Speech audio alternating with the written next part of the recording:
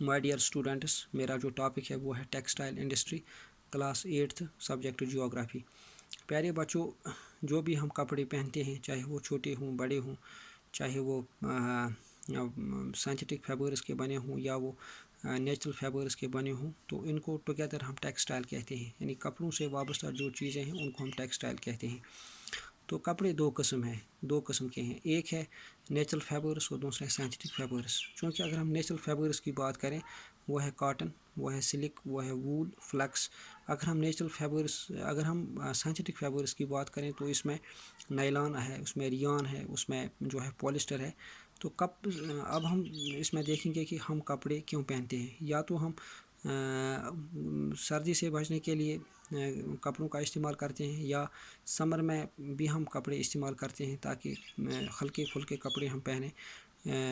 इस वजह से भी हम कपड़े इस्तेमाल करते हैं। और इसके अलावा हम कपड़े इस्तेमाल करते हैं अपने जिस्म को ढांपने के लिए, वरना इंसान जो है ये वहशी सा महसूस होगा, देखने में ये वहशी सा महसूस होगा। अल्लाह ताला की एक नियामत है और हमें शुक्र अदा करना चाहिए इस नियामत का भी। जिस तरह से हम पानी, हवा या गज़ा की जो है कदर करते, इस तरह से हमें कपड़ों की भी कदर करनी चाहिए।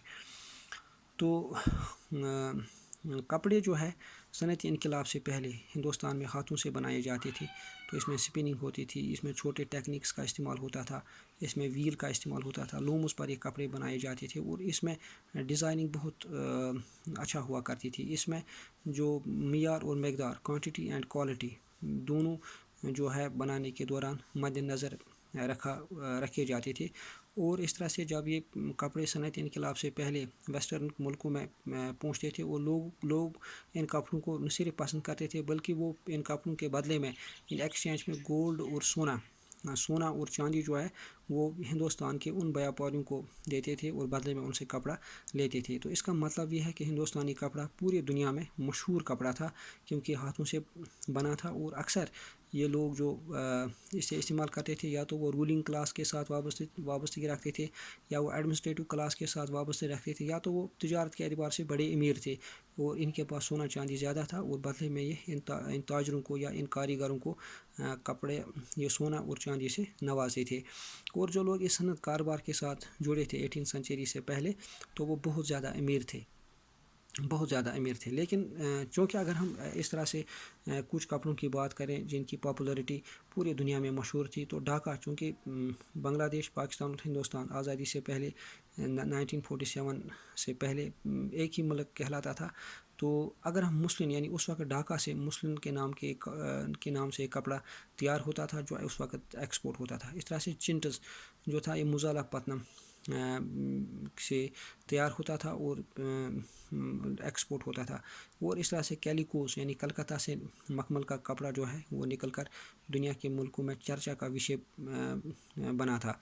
तो कुछ कारीगर जो कि सूरत में या कि मुंबई में रहते थे, वो उस वक्त सोने की एक धागा जो थे इस कपड़े में डालकर यानी बड़े अमीरों तक ये कपड़ा पहुंचाने की कोशिश करते थे।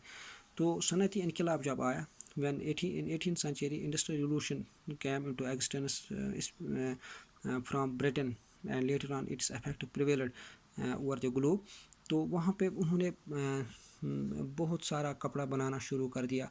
उन्होंने क्वालिटी और क्वांटिटी को भी मद्देनज़र रखा।